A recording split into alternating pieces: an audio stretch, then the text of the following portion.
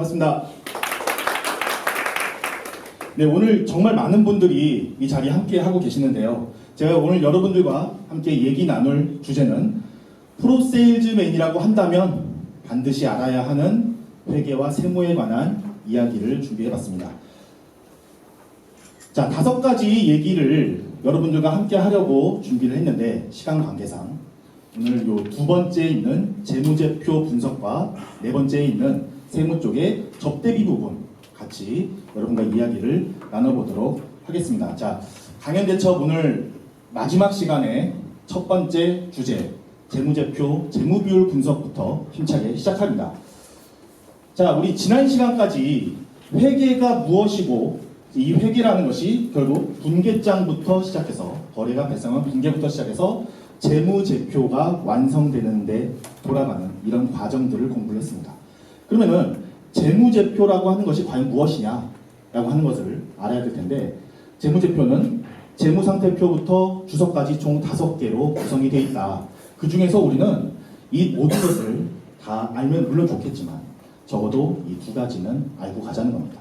자, 재무상태표는 특정 시점에 그 회사의 재산 상태, 자산이나 부채의 크기를 알려주는 재무제표고 손익계산서는 특정 기간 동안에 그 회사가 어떤 경영 성과를 이끌어냈는지를 나타내주는 표가 되겠죠. 근데 우리가 영업하면서 거래처 혹은 미래의 거래처 대상으로 삼고 있는 그런 회사들에 대해서 이런 재무제표를 받기만 하면 되는 게 아니라 받아서 어떻게 무엇이 써 있는지를 읽을 수 있어야 됩니다. 그 읽는 방법이 여러 가지가 있겠지만 제가 여러분들과 오늘 함께 나눌 얘기는 재무 비율 분석 얘기를 잠시 나눠보려고 합니다. 먼저 재무 비율 분석을 하면 뭐가 좋으냐? 왜 이걸 해야 되느냐? 쉽게 말해서 이 회사가 거래처가 어떤 회사인지를 알려주더라 라고 하는 겁니다. 좋은 회사라고 하면요 우리가 더 집중을 해서 그 거래처와 영업을 오랫동안 더 크게 이어갈 수 있도록 해서 우리의 영업 실적을 극대화할 수 있고 만약에 안 좋은 회사다 라고 하면은 같이 놀면 안 되겠죠. 점점 더 거래를 줄이고 나가 있는 돈도 회수하고 하는 그래서 영업 리스크를 최소화하는 그런 전략을 짤 수 있는 것이 바로 재무비율 분석이고 어떻게 할 것이냐 4가지의 큰 범주를 나누고요. 이 각 범주별로 3가지씩 공부를 할 거예요. 그럼 총 12개인데 12개를 공부를 하고 최소한 이 정도는 공부를 하고 우리 같이 어떻게 더 폭넓게 볼 것인지 그런 내용들을 같이 얘기를 해보도록 하겠습니다. 자, 먼저 유동성 비율입니다. 자, 유동성 비율은 유동비율, 당좌비율, 부채비율 요 3가지를 갖고 왔는데요. 자, 부채비율 먼저 보면은 부채비율이라고 하면은 벌써 머리가 아프고 가슴이 답답한 사람들이 있을 거예요. 제가 그런데 지금 신문에서 부채비율, 뭐 가계부채 이런 얘기 나올 때 부채가 많아서 문제라는 겁니까? 적어서 문제라는 거예요? 부채를 더 쓰라는 건가요? 부채가 많아서 문제라는 겁니다. 그러면 1번에 있는 유동비율을 보면 자, 유동자산이라고 하는 게 분자에 있으니까 자산이 많으면 유동비율이 높을 것이고 유동비율이 높은 회사가 과연 그러면 좋은 회사냐? 이 부분에 대해서는 한번 체크를 하고 넘어가야 될 필요가 있더라. 왜? 자, 빚을 갚으라고 은행에서 연락이 왔어요. 유동비율이 높은 회사인데 자, 유동자산을 들고서 이제 은행으로 찾아갑니다. 유동자산 중에는 미수금, 매출채권, 뭐 대여금, 심지어 재고자산까지 있는데요. 그걸 들고서 이제 은행 지점장실로 가는 거예요. 가서 차입금 상환합니다 라고 하고 매출채권, 뭐 재고자산 같은 거 던져주고 오면 지점장님 표정이 어떨까?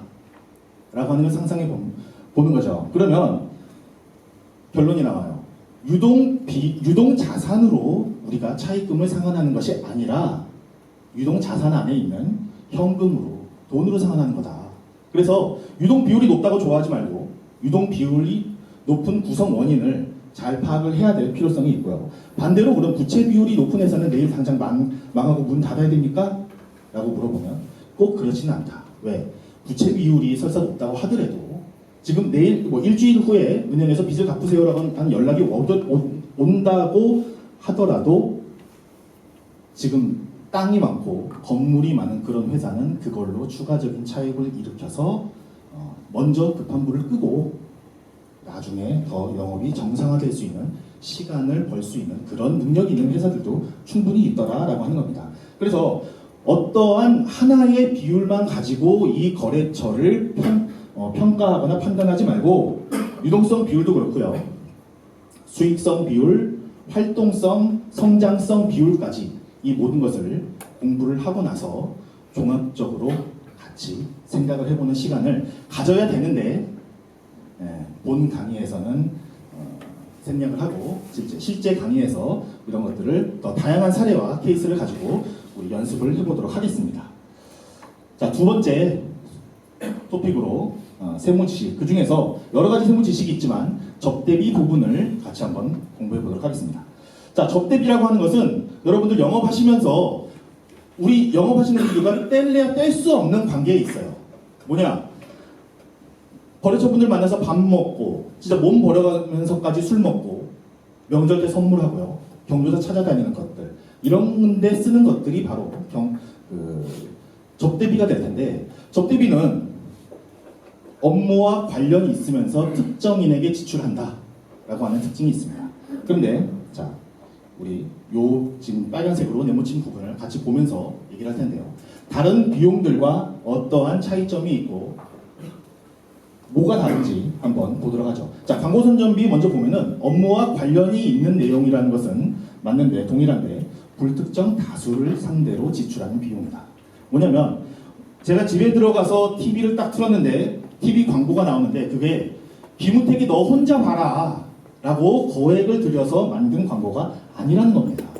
모든 사람들이 많은 사람들에게 노출을 하기 위해서 만든 게 바로 광고 선전비 그렇게 지출하는 거고 기부금은요 특정인, 특정 단체에 지출한다는 사실은 동일한데 기부금은 업무와 무관하게 공부 열심히 하고 따뜻한 밥 지어 먹으라고 돈 주고 쌀 주고 하는 겁니다. 이게 기부금과 접대비의 차이고 자, 판매부대비는요 업무와 관련이 있으면서 특정인에게 지출한다라고 하는 사실이 접대비와 동일해요. 근데 중요한 점이 이쪽에 있는 건데 건전한 사회 통념이나 상관행이라는 말이 나옵니다. 자, 판매부대비 건전하게 쓰면은 판매부대비고 세법이 보는 눈은 이래요. 접대비는 건전하지 못한 비용이다라고 생각하고 들어가는 겁니다. 그래서 여러 가지 규제를 하고 있는데 그 중에 하나가 바로 끝에 있는 한도 내에서만 비용으로 인정한다 라고 하는 부분이고 또 다른 어떤 규제 내용은 조금 이따가 또 보도록 하시죠. 그래서 실제로 접대비를 실무에서 어떻게 판단할 것이냐. 물론 1번에서 보시면 사적인 용도로 지출한 것 당연히 업무와 무관하기 때문에 접대비로 인정하지 않고요. 2번 판매 관련 비용, 판매 장려금 등 지출한 것은 어떻게 한다? 접대비로 보지 않는다. 한도와 관계없이 전액 비용으로 처리할 수 있고 그럼에도 불구하고 정당한 사유 없이 특정 고객을 우대해서 지급하는 것은 이것은 접대비다 라고 판단을 하고 있습니다. 6번 약정에 따라 포기한 채권이라고 있는데요. 자, 사업을 하다가 100만 원어치 물건을 팔았는데 100만 원 다 받으면 좋죠. 그보다 더 좋은 일은 없을 텐데 경우에 따라서는 돈을 못 받는 경우들도 종종 있습니다. 그런 경우에 과연 세법에서 어떻게 판단을 하느냐. 사실관계를 갖고 판단을 하는데 물어보는 거예요. 돈을 못 받은 사람 있으면 나와. 물어봅니다. 왜 못 받았니? 물어보는데 제가요 그 사장님하고 좀 친해져 보려고 받아야 되는 걸 좀 안 받았습니다 라고 얘기하면 그래? 그건 접대비다 라고 얘기하는 거예요. 왜 그게 접대비입니까? 너가 돈을 주든지 명절 때 선물을 하든지 받을 걸 안 받든지 그것은 전부 다 동일한 효과를 가져온다. 그래서 접대비고 또 옆 사람한테 물어보죠. 너 왜 돈 안 받았냐? 제가 100만 원 팔았는데 20만 원은 포기를 하고요. 나머지 80만 원이라도 어떻게 좀 빨리 받아보려고 불가피한 선택이었습니다. 이해해 주십시오. 그래? 그 20만 원은 대손금이다 라고 얘기하는 거예요. 대손금에 대해서는 이 접대비 끝나고서 계속 말씀을 드리도록 하겠습니다. 8번 같은 경우에 거래처 직원 자녀에 대한 장학금이라고 있는데요.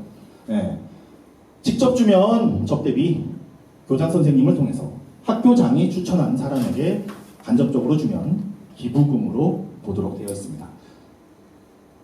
앞에서 한도도 있고 또 다른 규제도 있다고 했는데 다른 규제 중에 하나가 바로 증빙을 무조건 챙겨라라는 겁니다. 증빙도 강화시켜서 챙기도록 하고 있는데 두 가지로 나눠요.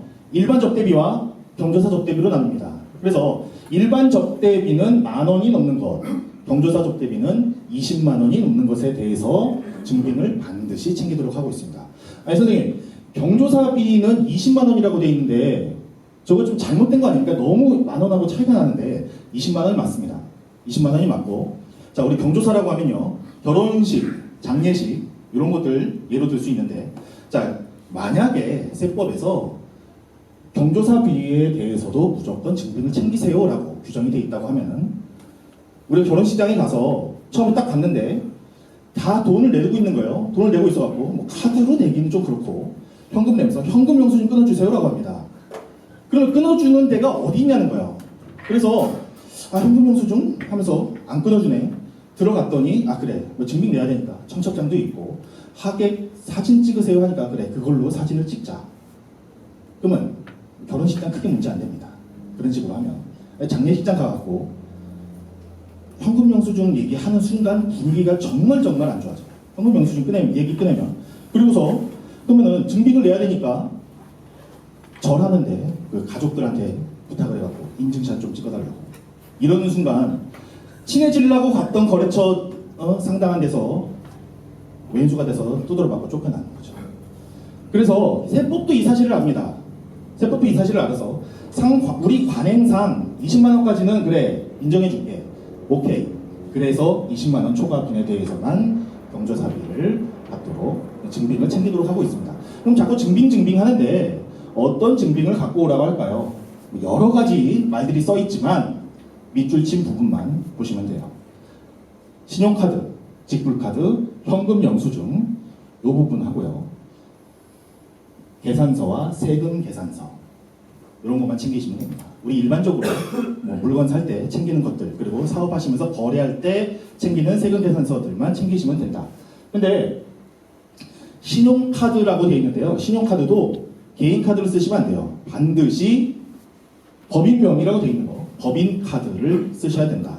그래서 거래처가 기분 좋게 얘기를 하고 술을 좀 드신 상태에서 계산할 때 개인카드로 내시는 분들 가끔씩 계시는데 절대로 세법상 인정 안 되고요. 법인카드를 반드시 써주시라는 것을 강조드립니다. 자 그러면 마지막으로요. 모든 증빙에 대해서 어떻게 다 챙깁니까? 못 챙기는 것도 있지 않을까요? 원천적으로 불가능한 경우들이 있습니다.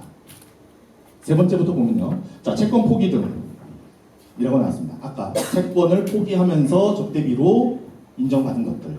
내 마음속에 안 받을래, 친해질 거야 하는 다짐이 증빙이에요. 그 이상 없습니다. 첫 번째, 현물 적대비라고 있는데요. 현물 적대비는 뭐냐면 우리 공장에서 만든 제품을 다른 데 사서 주는 게 아니라 그것을 그대로 갖고 와서 거래처 직원한테 넘겨주는 거예요. 선물로 주는 거. 그것이 바로 현물 적대비고, 뭐 다른 데 가게에서는 카드로 긁고 하겠지만 우리 공장에서 갖고 오는데 허전할 거 없습니다. 그냥 누구한테 얼마짜리 줬는지 그 사실만 알고 있으면 되지 카드로 긁는 거, 내가 나한테 카드로 긁는 거는 아무런 의미가 없다. 자 마지막 두 번째인데 지출 사실이 객관적으로 명백한 경우에 다음 것. 우선 첫 번째, 카드라고 하는 것이 원천적으로 없는 것들이 있어요. 해외에 뭐 아프리카라든지 중국, 오지 마을 이런 데서 쓴 것들 카드를 쓰고 싶어도 못 쓴다.